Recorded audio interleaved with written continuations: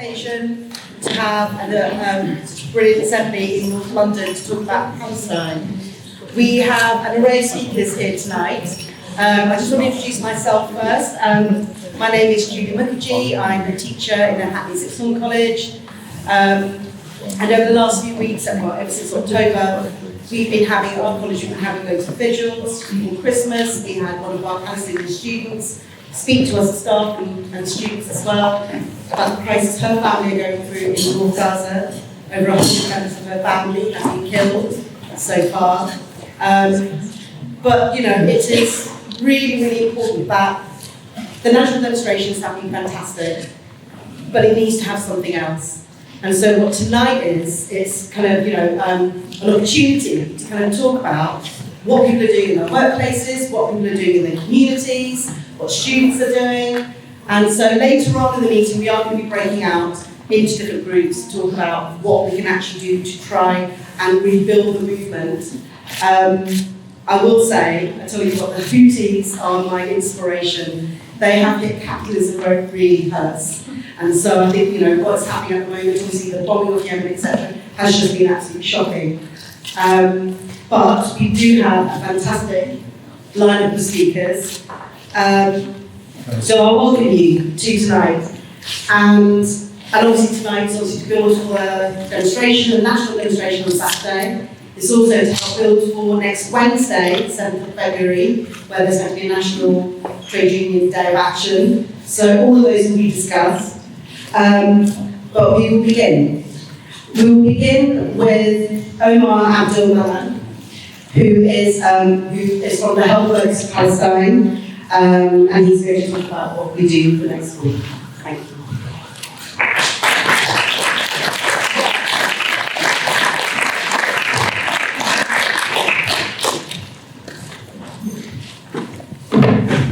Thank you so much, Julie. Thank you for the kind introduction, and thank you to all of you for being here. As Julie said, I'm a medic. I'm a doctor, a paediatric neurologist who looks after children with brain and spinal cord disease in London. And I've been going to Gaza since 2011 as part of medical delegations traveling into Gaza and the West Bank to teach medical students. My first trip to Palestine was actually in 2011, at the end of my medical school, inspired really by Professor Maynard from Oxford and their team that had been teaching there since the early 2000s. And the first time you go to Palestine, and especially Gaza, you fall in love with the place. And you want to come back every year. Those 10 days we were there were something I would look forward to for the 11 months previous to that. What I want to talk about today, as a health worker who's been extremely concerned, to say the least, but appalled by what is happening in Gaza, is that we have seen the systematic targeting of a healthcare system, of a society, the killing, the brutal killing of 400 of our colleagues, health workers, doctors, nurses, paramedics, people who are there working day in, day out, on extended shifts, often with no breaks, sleeping on operating tables, purely to help and look after patients and to save lives. And what do they get in response? They get bombs dropped onto their hospitals. They get snipers shooting at the glass windows of Al Shifa Hospital, targeting nurses. They get abducted and tortured inside those camps by the Israeli occupation forces. That is what we've been seeing since the 7th of October. That is the messages I've been receiving on a daily basis from my colleagues on the ground inside Gaza. And it's become increasingly difficult to hear from them as the internet is cut, as it becomes more and more difficult to connect with them and know exactly what is happening. But some of the stories, you've seen the pictures and the videos of doctors having to amputate children, their own children sometimes, with kitchen knives, unable to use anesthetic. Wounded children with no surviving family, a new acronym. Tens of thousands of orphan children who have lost not one or two members of their family, but whole generations. Literally every family member with their family name has been obliterated from this planet. These are the children that I cry for. The people who are blind are in a better place. That's my faith, that's my belief. But the ones that are left behind, those children, those orphans, the men and women who are left behind with no family, those are the people that we have to fight for, that we continue to strive for. I mentioned about the health workers that have been killed, 400 at least. When we stood at 10 Downing Street alongside Mr. Corbyn next to me, who was the only MP that turned up, the only MP from 100 invitations on the 10th of November, on that day, outside 10 Downing Street, remembering 80 healthcare workers that had been killed. Now the number is 400. And there's a reason why they have been systematically targeted. It is because they are truth givers. They are seeing, just like the journalists, they are exposing the genocidal tactics of the Israeli state and the Israeli occupation forces. The Israelis are scared of their testimonies, things that have been now sent to the ICJ by some of our own colleagues, like Professor Maynard and the team who just came out of Gaza, who just traveled into Al-Aqsa Hospital, worked there for 2 weeks, and came out only a week or so ago. And what they describe on their return is scenes that are apocalyptic. They describe to me what we are seeing on Al Jazeera is 10% of what is actually happening on the ground. They described an admissions unit in the emergency department at Al-Aqsa with 500 admissions overnight, with 1 or 2 doctors manning the whole emergency department. These conditions they are working are horrific. As an NHS worker who deals with sick patients, I'm appalled to think they are having to work under this duress and be psychologically terrorized by drones, by bombings, by threats to their own family, by killing of their own family members. I want to end on a more positive note, and I want to talk about what we can do as members of society, as health workers and as non-healthcare workers. These vigils that we have been holding every week since the 10th of November outside 10 Downing Street have gone global. We managed to reach 30 to 40 UK cities, 70 countries worldwide, across 5 continents, and they are not stopping. On the 10th of November, on the 10th of February, a week after the next national march, we will hold our own march, led by health workers, but with all sectors of society. So please come and join us then. That will be outside St. Thomas's Hospital. And we will march down to 10 Downing Street alongside Dr. Sana Busita and Dr. Hossein Zomlot. I hope Jeremy will be with us and many others. And this will be making a statement. Not only for the government to protect health workers and stop the killing of civilians and children and women and men of Gaza, but to stop arming Israel. Because what we have seen is that this government is not only complicit in this genocide, but they are actually arming the government of Israel. They are allowing them to rain hellfire on the people of Gaza and to bomb those same hospitals. The irony of our own National Healthcare Service striking a deal with Palantir for £300 million, an American spyware firm directly involved with the IOF. The irony of the NHS saving lives here, killing lives outside in Gaza. So my message, first of all, is to come and protest with us, stand with us, make your voice heard. Secondly, stop the war, organising a global civil walkout on the 7th of February. We will be walking out to our NHS trusts. We will.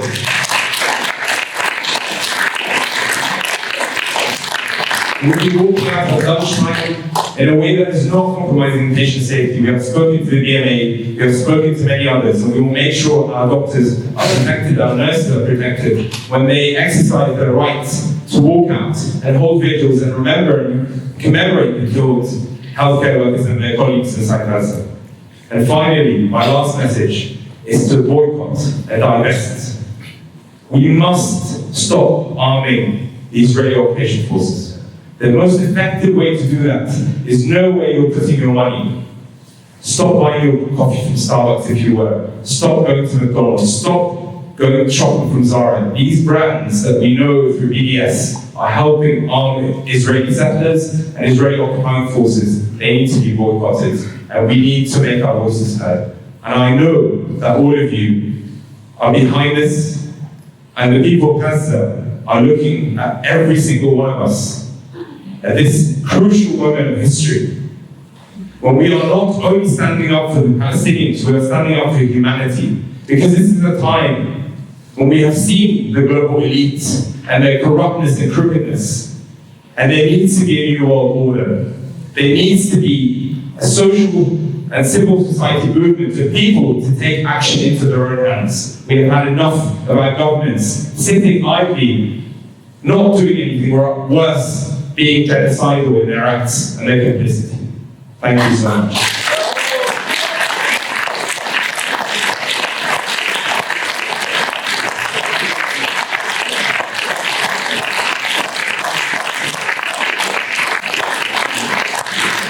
Thank you very much, Omar. I think before we hear the next speaker, I think we need to have a bit of chanting. So, as we say, from the river to the sea. Are we ready?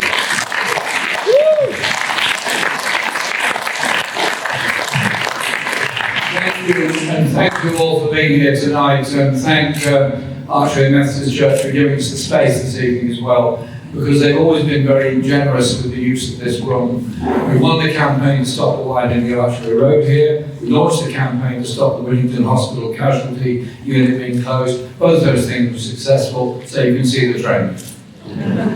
So thank them for that. But also thank everyone for coming here this evening and for turning out again and again and again at demonstrations in support of the Palestinian people and expressing our horror of what's going on.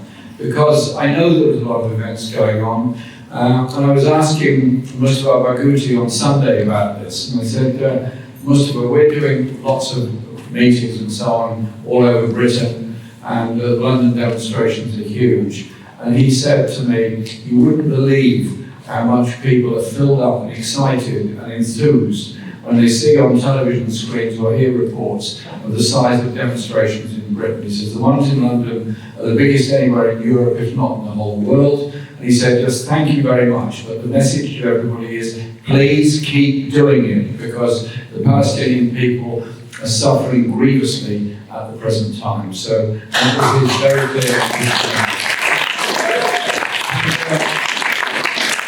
You then recorded a video with me, which we'll be putting up on social media to encourage people to come on Saturday's demonstration, and of course for the Global Day of Action. That is also very, very important. I keep reading all the statistics and figures about the numbers of people that have been killed since October the 7th, and we're looking now at over 30,000 people that have been killed. That's including those that died on October the 7th and all those that have been killed since then. And the estimates are that there are maybe 8,000–9,000 more bodies to be found under the rubble of Gaza when that rubble is finally removed. And as one who has visited Gaza on many occasions, and I've always gone there with a sense of anger at the way people are treated, just trying to get into Gaza, a sense of anger at the isolation of the people of Gaza, unable to travel, very high rates of unemployment, and completely dependent on UNRWA for food, for water, for education, and everything else. And then at the same time, a very highly educated population in Gaza is the highest number per head of the population of graduates of any place in the world, because the opportunities are there to study at the universities in Gaza, but not to work and put your skills to the use that they want them to. So you can understand that sense of frustration. And I remember going to an event with MAP, Medical Aid for Palestine, this is quite a few years ago, and we raised a great deal of money at one fundraising outside in the West End to pay for a burns unit at Shifa Hospital. We raised money, we paid for the unit was installed, and I went to Gaza the following year and I saw the unit in operation.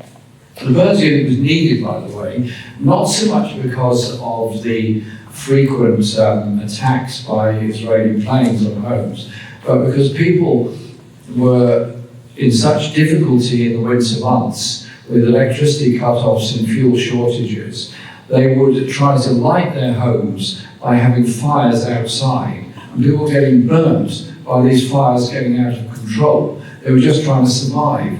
And so the burns unit was that purpose. I asked some friends that have been in Gaza recently. It's destroyed, along with so much else, of all of the hospitals in Gaza. It is unbelievable just watching destruction of things that were so painstakingly fundraised for and developed. And then you begin to think about what it's like with the number of people that have died. I got a figure today, and I have every reason to believe it, that if we went to the funeral of every child that has been killed in Gaza since October the 7th, and went to one funeral every day, it would take 27 years of daily funerals until you've gone through the totality of the number of people that have been killed in Gaza. Just think about that. For the next 27 years, going to a funeral every day, you would finally get to the end of that list so far. That is the level of destruction that is going on there. And so the need is obvious for medical aid. The need is obvious for something bigger, which is a political deal to stop the fighting, a ceasefire now. And I'm full of praise for South Africa for having the courage to take the case to the International Court of Justice, and it's great that we're top.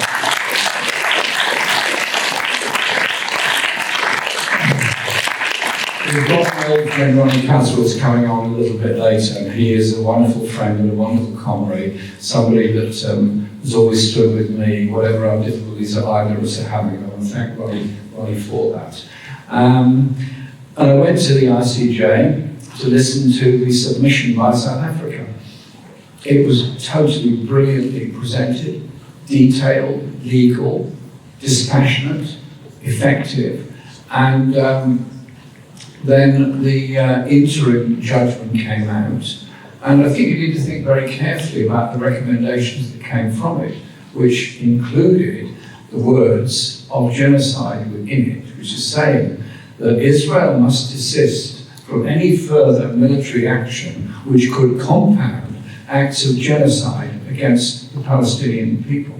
So it's there in the ICJ. It's not the full judgment. That will come sometime future, maybe a year, maybe 2 years. That will come much later on, because to go through the whole of the Genocide Convention is important. It's done properly. But that was the interim.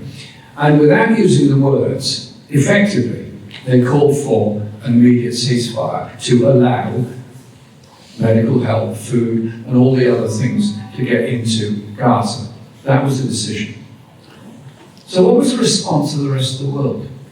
The British government, who had told me the case was without merit before it was even heard, before it had even been published, they told me there was no merit in the case. At that point, South Africa hadn't even published its arguments.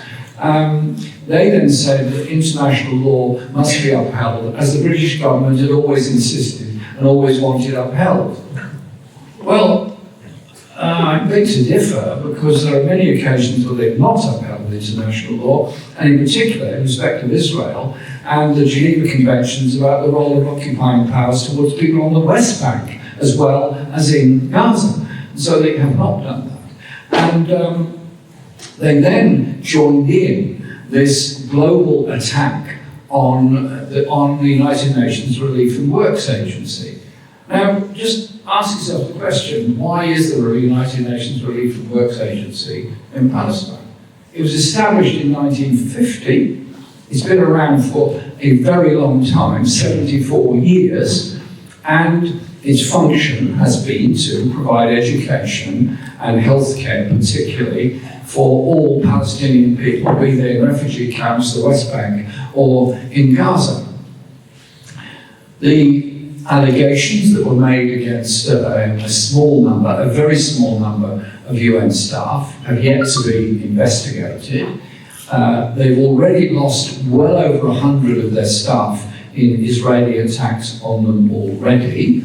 And the US responded by immediately withdrawing its funding from UNRWA. The British government did the same, the Finnish government did the same, the German government did the same, and a number of others have joined in. UNRWA, in 2 days, lost 1/3 of its funding.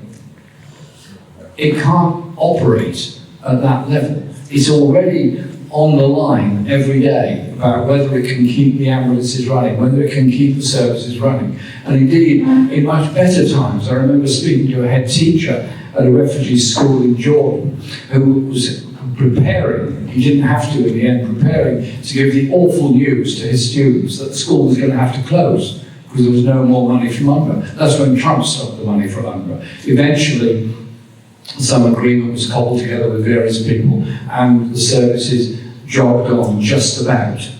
That is the strain that people are under the whole time. And now the very existence of UNRWA is under threat because of that decision that's been made. So we have to keep making our demands. And this week we made all those demands yet again in Parliament, and those of us that are speaking up on this will continue to do that.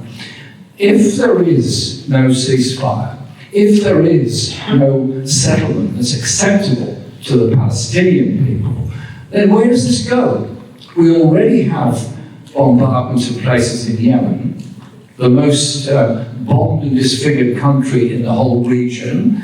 Cholera and other wholly preventable conditions have been rife in Yemen, and it's one of the poorest and hungriest places on the face of the earth. As if there hasn't been enough bombardment already, it's now compounded by the bombardment from the British and the American forces. And the deployment of warships into the Red Sea and on the Mediterranean coast will make the situation worse and worse and more dangerous. The key to the whole issue, the key to everything in the whole of the Middle East is justice for the Palestinian people. If you don't deal with that, then everything else is impossible. So it has to be a settlement that is acceptable to the people of Palestine. And I want to finish with this thought. There are many MPs with very vivid imagination, and sometimes they half close their eyes and they stare at the ceilings of the House of Parliament, and very beautiful ceilings they are too. I've counted all the light bulbs. They sort of say, well, what we've got to do is change things in Gaza. We need to send in a group there that can run it. We need to appoint a governor and a government. What? And so it's a sort of colonial mentality that somehow or other the Western nations will decide on what the Palestinian people need and want and what's good for them because they don't know themselves, and they will go in and run it. That's what's on the agenda. So people say, well, what's your plan for the future? I said, my plan for the future is to stop my government opposing the ceasefire. My plan for the future is to build solidarity with the Palestinian people so they can decide their own future. That has to be the way forward. It's not for us. And also, this is reported as being Gaza. And of course, Gaza is in the most terrible, dreadful situation. 1 million people now without adequate food or water or medicine or anything. The death rate will rise. And again, I'm sure Omar will confirm this. Other doctors, Dr. Barghouti and others have told me that they're frightened of the weather getting warmer in the next couple of months, because that will bring cholera because of all the raw sewage that's on the streets in Rafah at the present time. Because that is the situation we're moving to. But in the West Bank, the attacks go on, the settler violence goes on. I'm hearing from my friend Mick Bowman, who's in Hebron, is coming back and doing a report back in Newcastle in 2 weeks' time, of settler violence that are invading small, remote Palestinian villages, literally driving the entirety of the population out and taking them over, with arms provided to them by the IDF and support from IDF soldiers. That is going on. And then please don't ever forget the Palestinian people in refugee camps in Jordan, Lebanon, Syria, and so on, and the Palestinian diaspora around the world. And so whatever arguments are thrown back at us, we've got to be very, very clear. We're with all those people that are demanding a ceasefire. We're with all those people, including 300 very prominent academics in Israel who supported the South African application to the International Court of Justice. They should be recognised and thanked for their bravery in doing that, as should every other person all around the world that's standing up for a ceasefire. Our media are not properly reporting the strength of opposition to the government's policy in this country, and I feel constantly frustrated about the way the whole issue is being handled and dealt with in Parliament. But it's that voice on the streets, it's that voice at the demonstrations, it's that voice that is making a difference. For the sake of all of the people of the region, for the sake of the Palestinian people, please turn out on the demonstrations, mount the demonstrations, mount the arguments, and on the International Day of Solidarity on the 7th of February, let's have some imaginative events all over the country so that every news outlet in Britain is forced to report it. Justice for the Palestinian people. Cease fire now. Thank you very much.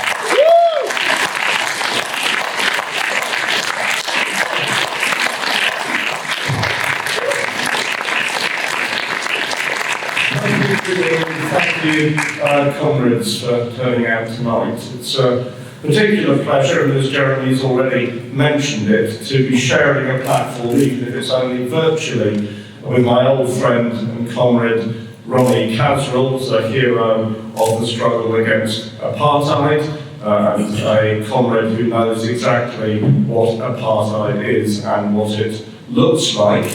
And it's particularly good to be sharing a platform with him because we all owe a huge debt of gratitude to the South African government, which spoke for humanity in taking Israel to the International Court of Justice and calling it out for what we all know it is, a genocide.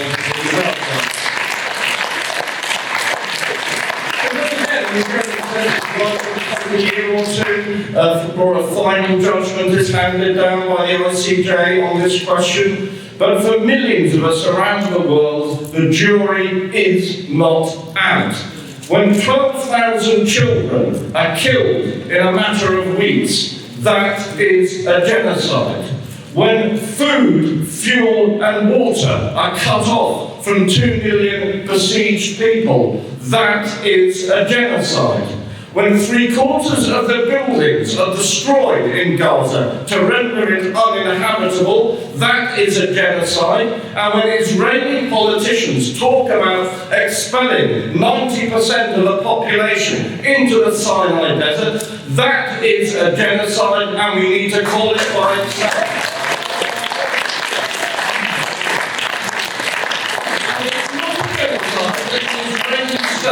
Carrying out unassisted. If there was real justice, the British government and the American government would be in the dock in The Hague alongside Israel.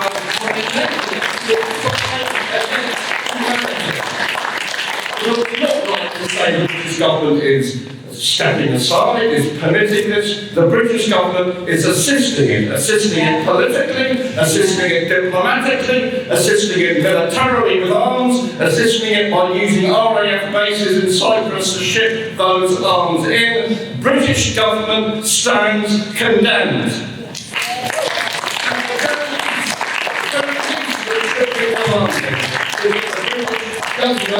Cease arms sales to Israel now, because after that ICJ judgment, that is illegal, that is a crime.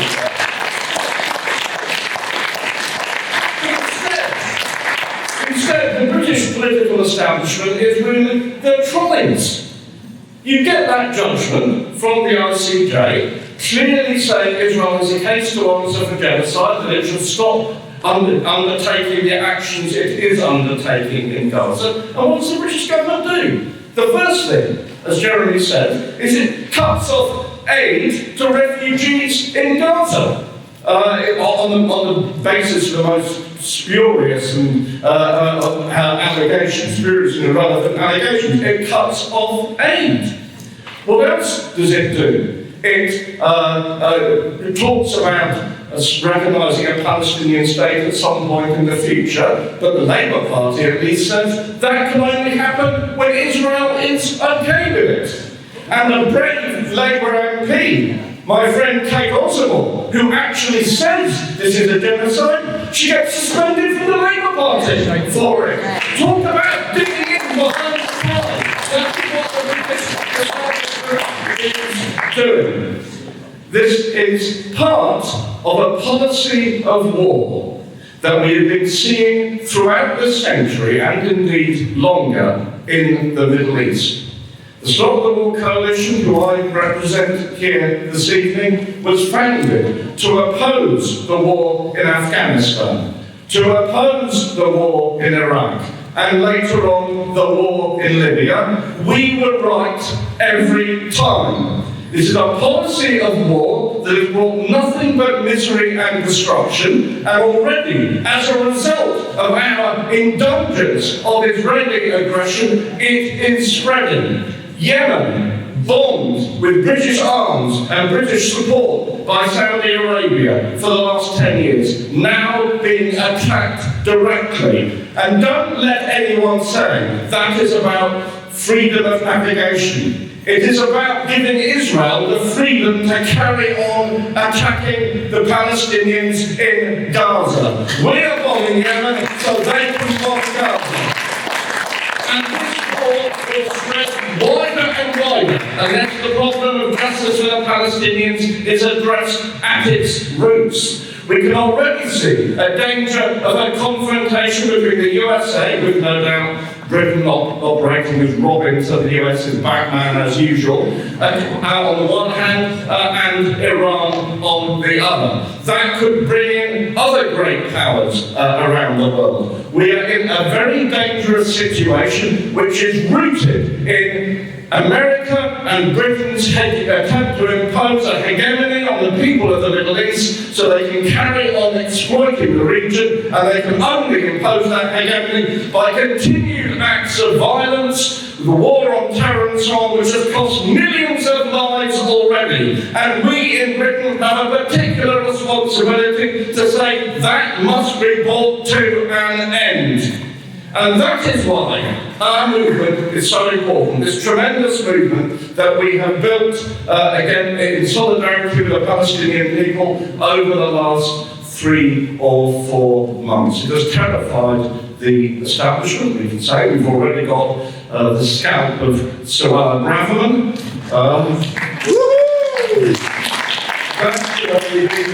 But they're still trying to stop us demonstrating and stop us marching. Some guy in the House of Lords, Baron Walnut, whatever he's called, said we have to pay the police for the right to march. Well, as the old slogan went, can't pay, won't pay. And this weekend we have a demonstration. The police are now saying we cannot demonstrate outside Downing Street, chipping away at our right to protest in solidarity with the Palestinian people. And I can say, on behalf of Stop the War, we will demonstrate outside Downing Street, whatever the police will.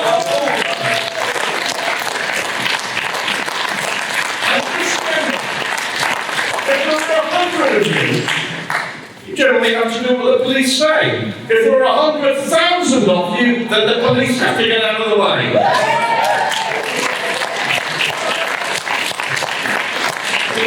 One of the things we must do to develop our movement, I know you'll be discussing others in breakout sessions later. We have, as already been said, we have to intensify the boycott movement, boycott the brands and the companies that support and invest in Israel and therefore help keep that war machine turning. On February the 7th, we have an International Day of Solidarity Action, and let everyone do whatever they can in their workplaces, in their schools, in their colleges, to rattle the teeth of the establishment in this country so that they know our anger is still there. We are still fighting in every workplace, in every community, in every college for justice for the Palestinian people.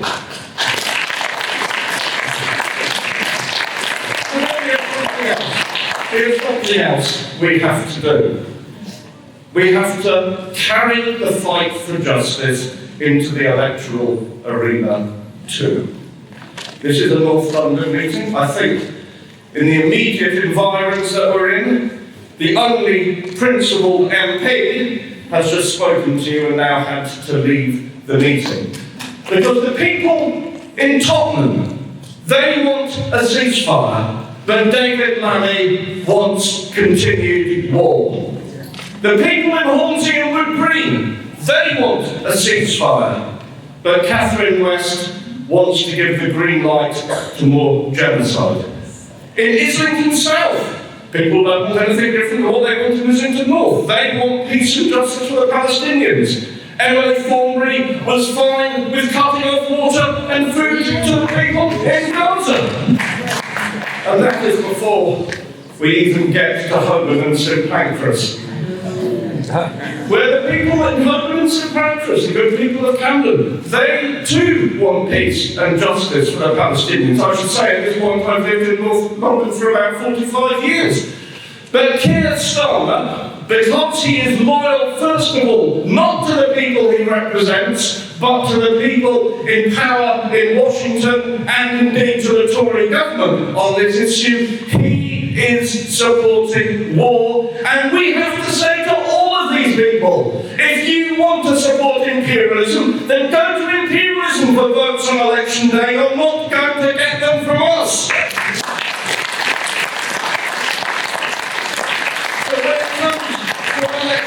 We have to say on election day too, we are Palestinians. We have to reject our own ruling elite and their support for Israel's war crimes. And only when we challenge them, only when we challenge British imperialism here at home, only then can we look the heroic and suffering people of Palestine in the eye and say, we have done our duty.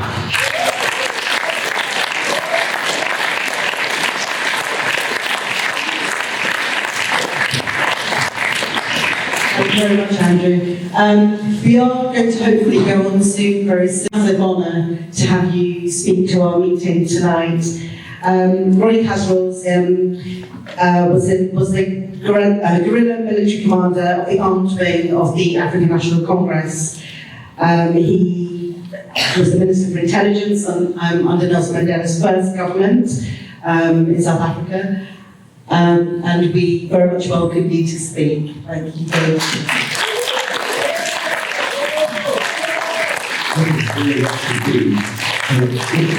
I actually feel very much at home with you there. Having lived in exile in North London for some years, and having been involved in many a demonstration, many clandestine meetings, I'm sure you will know that we have recruited a number of comrades from the socialist movement, from the universities, from the Young Communist League and so on, who did work for us in South Africa. Is a wonderful expression of solidarity. And Britain has always been known to the oppressed people of the world and the former colonies as a wonderful place to be, and a reliable ally. The working class and the intelligentsia, the radical revolutionary intelligentsia on the left, who've helped in these struggles you held in, and showing your solidarity with the Palestinian people. I happened to be watching television early this evening. We're 2 hours ahead of you. And as you probably must be aware, the United Nations are discussing, the Security Council is discussing the recommendations emanating from the ICJ in the case that South Africa had put there.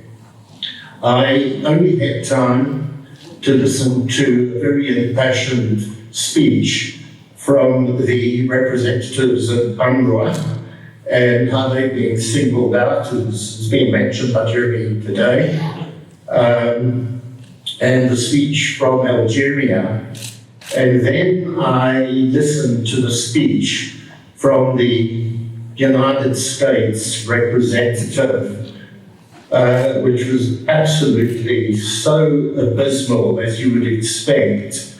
But it's when we hear the representatives of the US administration, of the British, the French, the German governments, how we feel about their hypocrisy, their cynicism, their outright lies. And this woman, in speaking, did everything possible to undermine the case of genocide that has come to the fore, and in the process as well to defend the US, now joined by its pet poodle, the UK government, and other Western governments, in withholding the much-needed funds for UNRWA at this particular time, when, as Jeremy and Andrew have made reference to, as we all know, what is taking place in Gaza and how desperately people need just the basic necessities of water and food and medicine and clothing and wood. It absolutely makes one's blood boil, the hypocrisy and the outright collusion. What I'd like to do is ask ourselves, and I'm sure I'm not teaching you very much that's new, but I can't see, I'm watching you from the back somehow, whether there are younger people there, I'm sure you've got a good mixture, but the question that we must keep raising and keep teaching people about is, why has Israel for 75 years and much more, going back to Balfour? So the British know very well about why Palestine should have been, as it did, supported in the first place by Britain and later by the USA, as it took over the leadership of imperialism from the former colonial powers, who are still standing there as Israel and the US's allies. And it's the question of untouchability. Why is Israel so untouchable as far as Western governments are concerned? And why does it have the impunity that it has in relation to its crimes for all these years? Why do they support Israel to such a degree, whatever Israel does?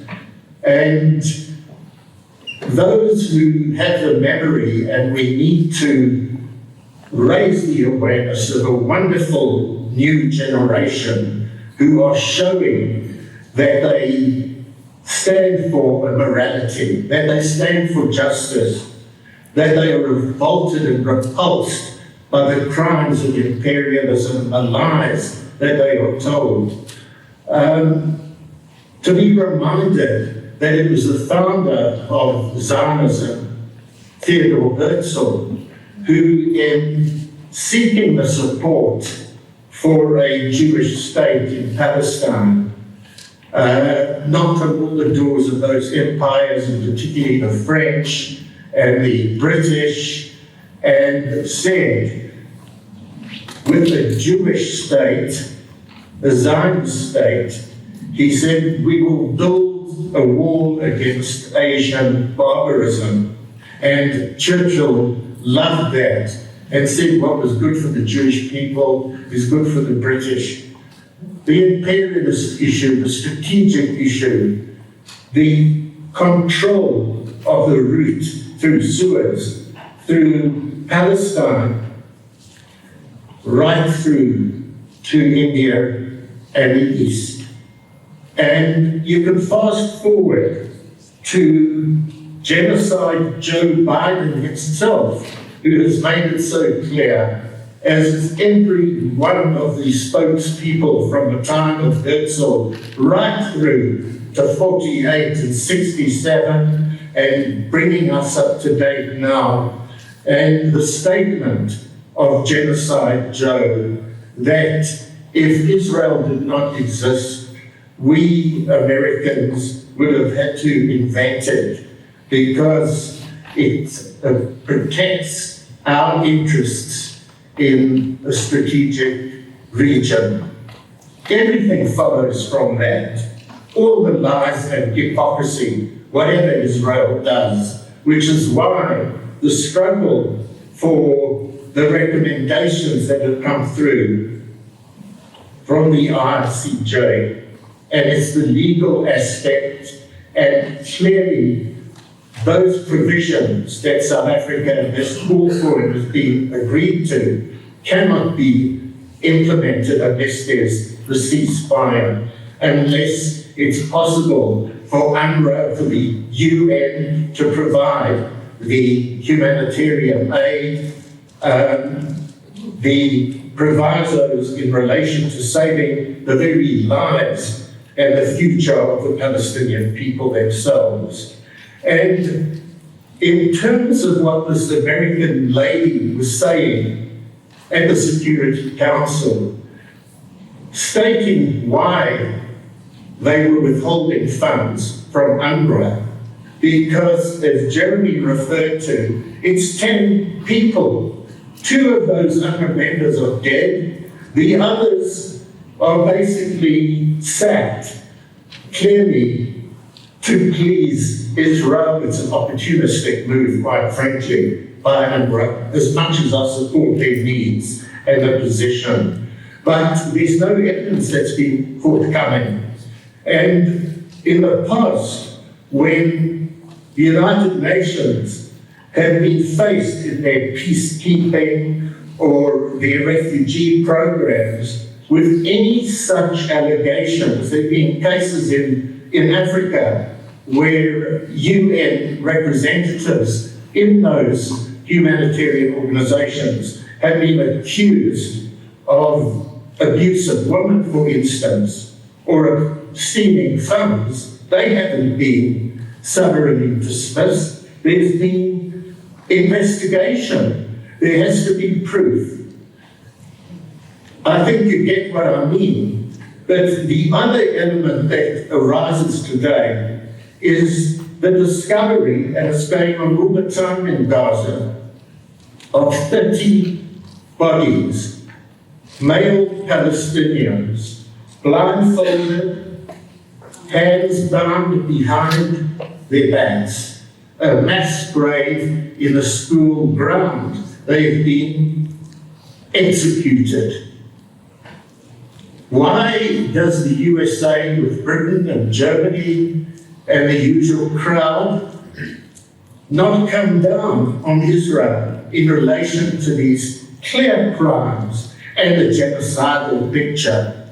And yet they will, at the drop of a hat, queue up behind Uncle Sam on the basis of what Jeremy Corbyn had reported to you, which you've all seen in the news. It shows this absolute hypocrisy of Western capital, of Western imperialism. It goes back to their buy-in with Theodore Herzl and the Jewish state's wall, which was later referred to as an iron wall against Asiatic barbarism, as the cover for what Genocide Joe is referred to, and that is the question of America's interests. So this is what we're up against. It doesn't surprise us, but I made reference to the fact that Israel, from 48 on, has been untouchable.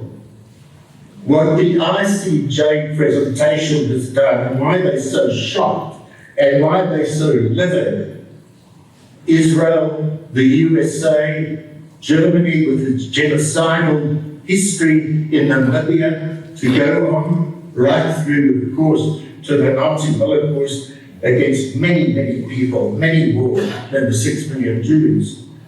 This issue is something that is a breakthrough. They're in a state of panic in terms of the way they've been called out. And we now organise, as you are in the dates ahead, and as you've been doing virtually every day since this calamity, and previously as well, in terms of all the attacks that we've seen, the Iraqi war, Libya, etc. It's such a key moment in time, and I join with Andrew and Jeremy when they encourage you all to ensure the greatest possible mobilizations as we are all over the world. So it is a global movement for humanity. And if I could revert then to what I was asked to touch on, I did indicate at some length that I've already taken quite a bit of my time, but I was asked by the organisers to deal with the question of what is there to learn from South Africa's struggle in relation to overcoming what was at one stage, if your minds go back, and again I say to the older people, a lot there I see the grey hairs, there are those without hair like me, but to the youth, this wonderful youth who are aroused by the injustice of it all and the criminality and the suffering, to impart to them the lessons of the past. So in terms of how it was that at the time, and I can remember in the early 60s when I did come to London, I was later serving back in Africa, coming and going from London to Angola and Mozambique and Zambia and so on. But there was a time through the 60s and the 70s where to mobilise a group like yours tonight on a cold, wet winter's evening, whether it was in Birmingham or Bristol or Glasgow, and we would get in a train and go to these places and there'd be a dozen or so people in the hall. Joe Stover once made the point about at times you could have a meeting in an old-fashioned telephone booth. Literally, we know at the time of Sharpeville in 1960, there was this outpouring of mobilisation, but we went through the years of ups and downs and periods where there weren't many people in the meetings, but we never gave up. And of course, the question of the mobilisation globally depended very much. It went in a symbiotic way with the rise in the struggles, whether it was from Vietnam, the other great issue of the time, to South Africa, the former Portuguese colonies, etc., where there was the rise in resistance and therefore the cruel repression hitting back. That gave rise, as is happening at present, in relation to the West Bank and of course in Gaza, to the ability to mobilise to the degree that you're seeing from the USA to UK, Europe, Africa, Asia, Latin America.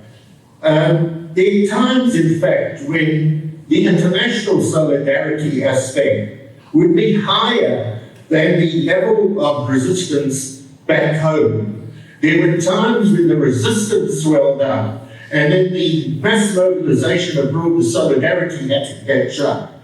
We fashioned what we called, and we developed it out of our understanding of what helped the Vietnamese to their victory over US imperialism and its allies. And we called it the 4 pillars.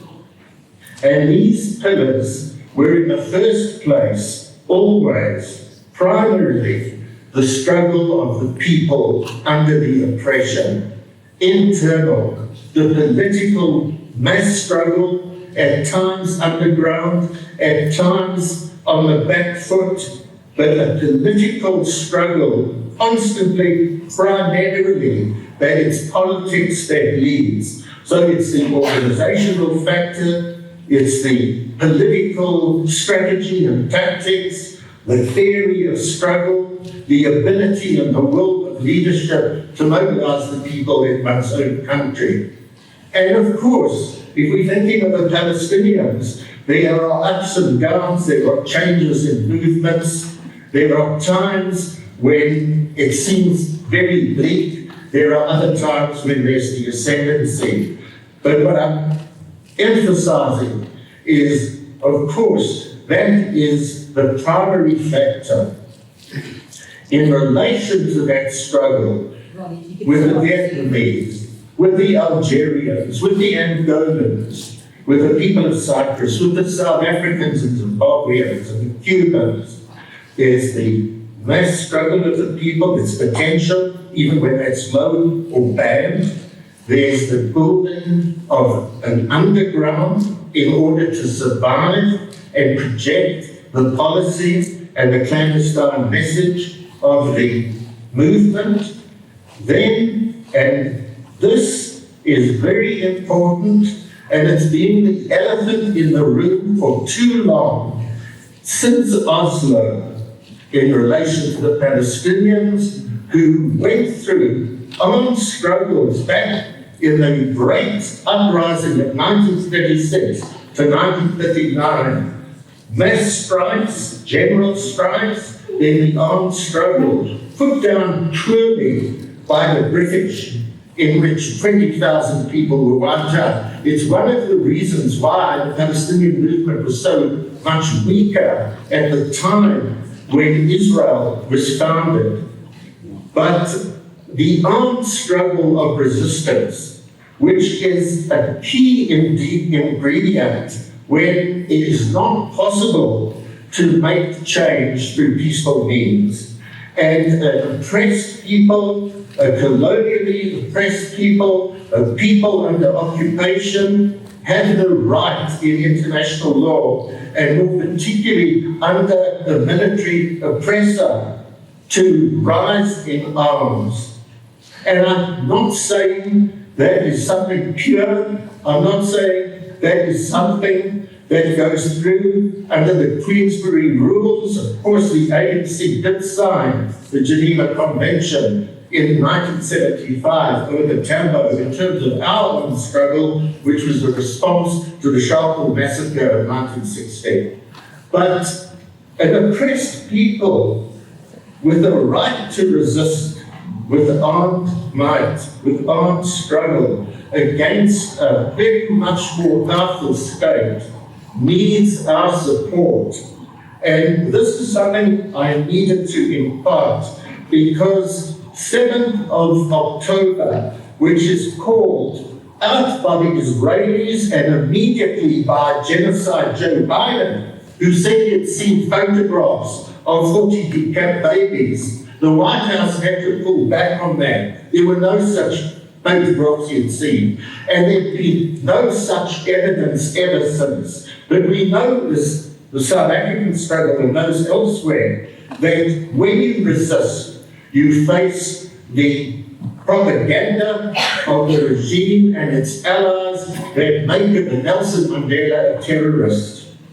And we need to be on our guard, not to swallow the story, the line, the narrative of what the colonial oppressor, the fascist oppressor is saying and spewing out and taken up by all those allies for the reason that Joe Biden had said they would have had to invent Israel because of the need to protect their interests. And this is something we must impart to the youth, not to swallow what tends to be the case through our school system and then reading newspapers, that anything in print we believe. You can sum up soon, please, if that's okay. I'm coming to the end now, is the truth.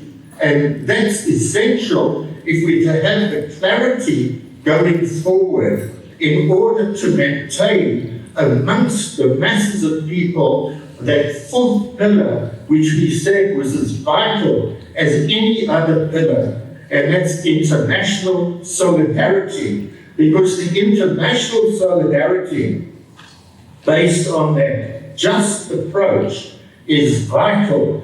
And in South Africa, as in Vietnam and elsewhere, it's the added ingredient which gives the power for change.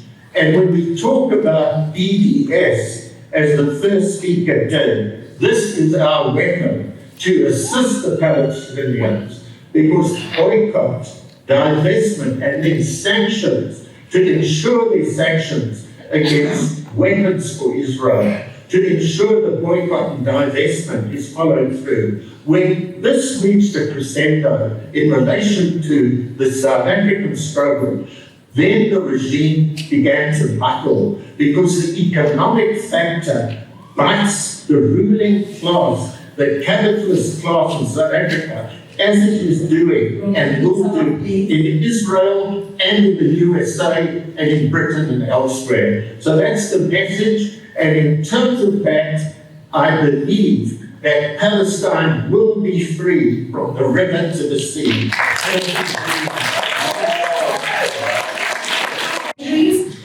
Pre-existing medical conditions, famine, disease, or simply winter's cold, as did a toddler a few weeks ago. This is because Israeli occupation forces, the supposedly most moral army in the world, has forbidden medicine, food, water, and power from entering Gaza. A war crime clearly visible to anyone not corrupted by white supremacy's lens. Finding a safe place is a primal and instinctive compulsion for working people. Not having one puts the woman in a tug of war between recognizing the limits of its ability to continue a pregnancy and opening to a world wholly unfit for life to exist. But the targeting of maternity units in Gaza have led women who traditionally have 40 days of rest after birth. Hello, can you speak a little bit slow? Oh, sorry. I'll try and put on my time. Sorry, thanks. So, who traditionally have 40 days of rest after a birth, be forced to move to a place a little less dangerous than the one they had previously occupied, but it's because safety is a lost word in Gaza. Antenatal care has been buried along with the healthcare system. So women are dying from pregnancy-related conditions that could have been treated if the world saw them as equally deserving. The lack of medications has meant that cesarean sections, a major abdominal surgery moving through 7 layers of tissue, are done without anesthetic. And we dare call our world enlightened. For the babies fortunate to escape becoming a stillbirth or neonatal mortality statistic, there is little to quench the worry. Newly separated from a freely given placenta, newborns require milk. Some think that the siege meant they can now only acquire from their mother's breasts, a nourishment that is wholly dependent on another's. For the almost 4 months of genocide we have been borne witness to, a woman requires the calorific demand of an entire pregnancy to breastfeed a baby for the same duration. Even if there was no hunger to contradict the mathematics of trying to make milk with no food or water, the stress of bombardment, grief, and fear for your own and children's lives is enough to shut down milk-producing hormones that need safety to conduct its function. Even if a baby had adequate nourishment, too many have died before the uterus that bore them shrunk back into the pelvis. These murders are no accident. Targeting of healthcare systems, their patients and their staff is the heinous strategy of inhibiting Palestinians' regenerational ability, while making the place utterly unlivable. But the targeting of women and children is particularly pernicious in its attempt to halt a Palestinian future. By targeting healthcare, the Israeli occupation is strangling the very uterus of Palestinian existence. The argument is terrorism. It's always terrorism. There is no excuse the powerful can use to continue decimating the powerless. But don't let that argument insult your intelligence. The Israeli soldiers that forced the Palestinian nurses to abandon 4 premature babies to cry until they died did so because they believed they were told there is no such thing as an innocent Palestinian. They are all guilty of terrorism by simply existing, no matter how close to the egg they had been. For any healthcare professional, hearing this fuels a fire of anger and disbelief that humanity could lacerate itself this way, because our values of health and safety are so systematically violated. Had we not learned our lessons from COVID, that the world is much smaller than we think, that disease does not recognize borders, and that for us to be safe, everyone has to be too? How is it that we can walk into our hospitals with light hearts knowing that we are being bombed in Gaza with weapons our taxes paid for? In the NHS, I wish I could say there is a unified voice against this. I wish I could say there is a unified voice against this, but there is not. There is active, carefully maintained silence which signs the death warrant on our colleagues in Gaza. For those who speak out, they are faced with referrals to their professional bodies and undergo disciplinary processes, no matter how service level their Palestinian support is. Zionism understands Israel's genesis and governance is so unjust that in order to exist, there can be no criticism uttered against it. Though I am by no means the victim, I too have been targeted. My workplace has received several emails both from midwifery professionals and members of the public, naming me as anti-Semitic and everything more short of an active terrorist, for my criticism of the Israeli state and support for Palestinians not being killed. The first, which came from a midwife, claimed my words of support for Palestinian self-respect were inflammatory and inciting violence, and that if the press were to understand what I'd been saying, I would bring my workplace into disrepute. Surprise, surprise, 3 days later, a major tabloid newspaper declared to my workplace they were going to write an article about me being a terrorist and anti-Semite. Fortunately, they did not run the story, but I spent 2 days of agony worried over my children's safety. Unlike 6-year-old Berkay Fayoum, who, after the October 7th attacks, was stabbed 26 times in his Chicago home by his parents' landlord, all for being Palestinian. I continued my activism because I refused to forsake my duty in advocating against injustice. Consequently, I was doxed by Israel's support networks and more emails came in. Finally, the oppressor's trump card was used. UK lawyers with Israel, the same organisation that made Chelsea and Westminster Hospital remove artwork by children in Gaza, had emailed my employer calling for my immediate dismissal because, of course, I must be unsafe for Jewish women, as though all Jewish women were a singular monolith, as though it were inherent for Jewish women to support the killing of other women and children, a rather anti-Semitic notion in my opinion. The purpose was, of course, to strike fear into my soul and psyche, embrizzle me with anxiety, and bulldoze my spirit for dignity and justice. They attempted this by instigating a pathway with the aim of the removal of my voice, whether that be by ending my employment or by intimidating me into silence. Fortunately, neither has succeeded. Despite being a brown hijab-wearing Muslim woman, no doubt the characteristics that made my hunters think of me as easy prey, I have many powers at my disposal. I live in the 6th largest economy in the world, I speak English, I am well-loved, well-educated. There is no space for me to feel fear when I feel my children's safe breathing rhythmically next to my cheeks as I hug them. There is no space for intimidation when I'm safe under a roof that will not collapse on top of my family. Privileges are graced to us, I believe, by God, with a duty to act upon them for the raising up of the underprivileged. Simply put, it's part of maintaining balance in the world. I therefore find it important to spend these privileges in advocating against the violent endorsement of European white supremacy so clearly packaged as Zionism, alongside patriarchal capitalism, all vices superglued to one another. Fighting against racism and all forms of injustice is a duty incumbent on all of us, but especially healthcare workers, because it dignifies the suffering of every child shrouded, every departed spouse, every hunger pang, every baby born sleeping, and not just in Gaza, but everywhere past and present. Despite the mass opposition, we understand full well the importance to advocate justice and speak truth, not only because it is a moral duty, or because history will judge us, but for our own self-respect and spiritual health to contribute to the safety of the human community. Death, like birth, is an acute process of life that is inevitable and a shared common human experience. It connects us to the people being killed in Gaza's genocide, and it connects us to the people massacred in the kibbutz. Being human means we are not unlinked from a global community. If I may be privileged to grow old and approach my death with reflective faculty, I hope to look back on my life knowing I did everything I could to make the world a better place than when I stepped into it. It is this thought that raises me when I face silence and silencing. I hope it can give strength to you too in your activism. Get angry, speak truth, and say it with love. Don't let them silence you. Know your rights and keep fighting the good fight, because collectively we are a powerful voice that the oppressors are shaking from. Thank you. Rather Rishi Sunak and others across the world, as others have already mentioned, have decided to cut funding to the biggest aid charity that is giving aid to the Palestinians. Shame on them. And really, what I want to say then is that as somebody whose family, somebody whose grandfather actually, not even my whole family, my grandfather was the sole survivor from his entire family from the Nazi genocide of the Holocaust that was waged in World War II. As somebody who comes from a line of socialists and Jews who have always fought against racism, I say that nothing the Israeli state does against the Palestinians is done in my name. This genocide is not done in my name.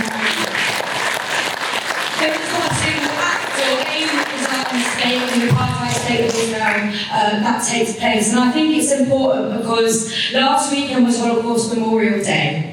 One of the main slogans of Holocaust Memorial Day is never again. When my family, my grandfather taught me about the lessons of never again, it was not never again for only Jews. It was never again for every single human being across the world. Never again should any human have to experience the brutality and genocide of any religion. And there are plenty of Jews like myself who stand with that. And I think it's right that tonight we have made some calls for a ceasefire now. Of course I want to see a ceasefire. Of course I want to see an end to the bombardment of Gaza. But to be honest, I actually want to see more than a ceasefire. I want to see justice for the Palestinians. I want to see the Palestinians win. I want to see victory. What does that victory really look like? That victory to me means a single, secular, democratic state in which Jews, Palestinians, Muslims, Christians, atheists, anybody who wants to live within that land, from the River Jordan to the Mediterranean Sea, by the way, is granted. That is the only kind of just solution. On top of that, we have to address the right to return home to the some 7 million, well, it was 7 million, it's now 8.3 million Palestinians that they are across the world. That is their land. It is a disgrace and sheer ludicrousy that actually tomorrow I could claim citizenship to the state of Israel because my grandfather survived the Nazi Holocaust. Look, I think I should be honest, I could fill out an application form. I don't think the Israeli state would actually grant me citizenship given how many times I've stood up and called for its destruction. But if I wanted to, I could. And actually I have Palestinians, brothers and sisters who still have the keys to their grandparents' houses and they have never been able to return. Shame, and we have to call on the right for that. And I think then, well, how do we try and get that sort of victory? It's about fighting for a certain kind of politics. Here in Britain, our movement matters. We're lucky. London is the protest capital of the world. We came out 500,000 strong on the 13th of January. We'll come out in our hundreds of thousands again this Saturday, and we will keep doing so until we get that ceasefire, but until as well we see victory for the Palestinians. But I think in our local communities, we have to fight for a certain kind of politics. I agree 100% with Ronnie when he says that the Palestinians have the right to resist Israeli apartheid by whatever forms they choose. I support them. They have that right to resist not only the apartheid, but the genocide that is being meted out upon them. It is also important that we fight for a politics that says that anti-Zionism is not anti-Semitism. I mentioned that it was Holocaust Memorial Day last Saturday, the 27th of January, where we remember the 6 million, not only Jews who were murdered by the Nazis, but Roma, people who were murdered, disabled people who were murdered, the list goes on, every victim of the Holocaust. I spent Holocaust Memorial Day in a town in the Black Country, protesting against Tommy Robinson and 600 of his fans. And people won't be surprised to hear that on that demonstration of fascists, they were flying Israel flags. We have Palestinian flags on our side, of course, but I think we have to call out and say shame on a system that tries to divide our movement when there are fascists, real Nazis on the rise. Tommy Robinson says that he cares about, about the state of Israel. He supports me, flies the Israeli flag. Tommy Robinson rubs shoulders with far-right people who put anti-Semitic tropes and myths about the great replacement theory. It's sheer hypocrisy, and I think shame on our rulers. People like Keir Starmer and Rishi Sunak who try and divide our movement. And actually, they peddle the kind of racism that gives people like Tommy Robinson the confidence to march. And there are dark forces over Europe at the moment. In Italy, Giorgia Meloni, the leader of Fratelli d'Italia, is a fascist. Her party rose from the ashes of Mussolini's MSI party. These are real fascists, people who are real anti-Semites rising in Europe. In France, Marine Le Pen, she could win the next election. She got 45% of the vote last time. Her father, a Holocaust denier. In Germany, where the horrors of the Holocaust took place, you have a party called the Alternative for Deutschland that is on 35% in the polls.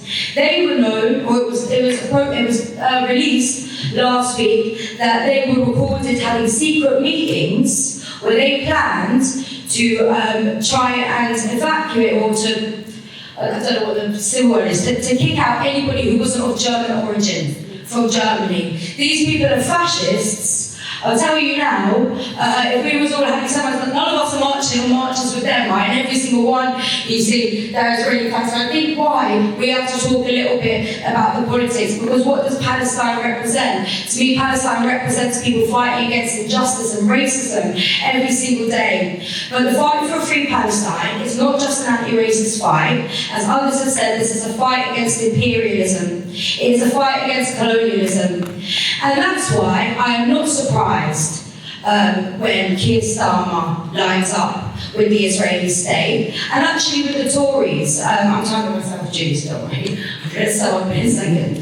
Because the Labour Party has been behind the Tories every step of the way when it comes to criminalising or demonising the Palestine March, but also attacking refugees in this country. And actually, our friend Jeremy Corbyn, when he spoke earlier today, Jeremy is the anomaly when it comes to the Labour Party. The Labour Party has always backed the Zionist state of Israel. Why? Well, actually, to quote somebody that I wouldn't normally quote, Ronnie Kasrils mentioned him, Theodor Herzl, the architect of Zionism. Theodor Herzl, in 1897, he wrote to a man called Cecil Rhodes. People will probably know a man called Cecil Rhodes, the murdered British colonialist. Theodor Herzl said that the Zionist project was something colonial. And that is why our rulers support it, not because they care about Jews or fighting racism. They support it because it is an imperialist project. It was an imperialist project in 1917 when apartheid was made here in Britain with the Balfour Declaration, and it's an imperialist project now when we make the bombs here in Britain that are being used to murder Palestinian children. And that is why it's important that we have a unique fight here in Britain to go against it. And it's right as well, that is why Israel is a watchdog state for imperialism in the region, and sometimes that watchdog state can get let off the leash. Ronnie mentioned the quote from Joe Biden that if Israel didn't exist, they would have to invent it. I don't know what history lesson it is, but I'm pretty sure that's exactly what they did do in 1948. They invented the state of Israel, and I think that we have to keep on saying that now that state is out of control and hurtling us towards catastrophe. My final minute, Julie, another newspaper or somebody I don't quote often, I read an article in The Economist this week that said that if you were to draw a diagram of who was firing at who in the Middle East, it would look like a bowl of spaghetti. That is terrifying. We are heading towards inter-imperialist and a broader regional war within the Middle East. Britain and the United States will not back down. Why? Because we live in a system that cares more about cargo ships than it does about children's lives.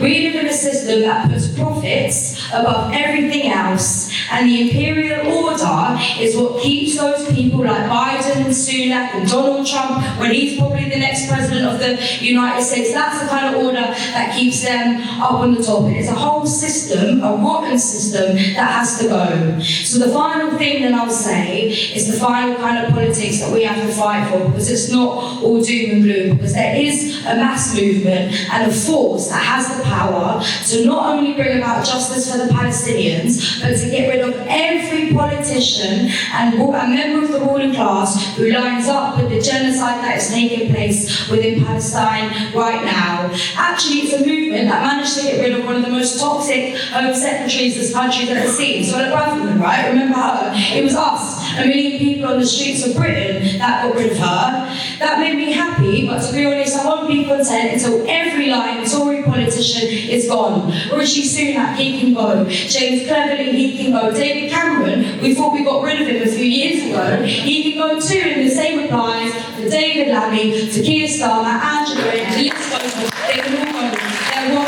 And actually, it is the movement of mass people, mass ordinary people on the streets that can bring about a free Palestine. And the ruling classes across the world and in the Middle East, they are quaking in their boots. When Anthony Blinken of the United States goes to line up with Netanyahu and gives America's support for Israel, he also meets President al-Sisi in Egypt. He meets the head of the Palestinian Authority. He meets the King of Jordan, because this is a question of class. The ruling class in the Middle East, they may pay lip service to the Palestinians, but they do deals with the Israelis. And actually, the memory of something like the Arab Spring is not a distant memory for them. It's something like the Egyptian Revolution, when the first time the border was opened with Gaza. That's the kind of movement that can bring about a free Palestine. It's something we have to fight for here. So the organising part of this is incredibly important, which is why I'm going to shut up now, Julie. The 7th of February, as a National Day of Workplace and University of Action, the 7th of February will mark 4 months of the darkest days of Palestinian history. We have to organise in every uni, every workplace, and say, not a day more. There is a movement that can bring about a free Palestine that is of ordinary people organising from below. The people we're up against are incredibly organised. We need to be too. We want to make the rulers scared again, and we want to fight for a kind of politics that brings about justice for the Palestinians, but for all occupied people across the world, from Kashmir to Kurdistan, and from the River Jordan to the Mediterranean Sea in Palestine. So,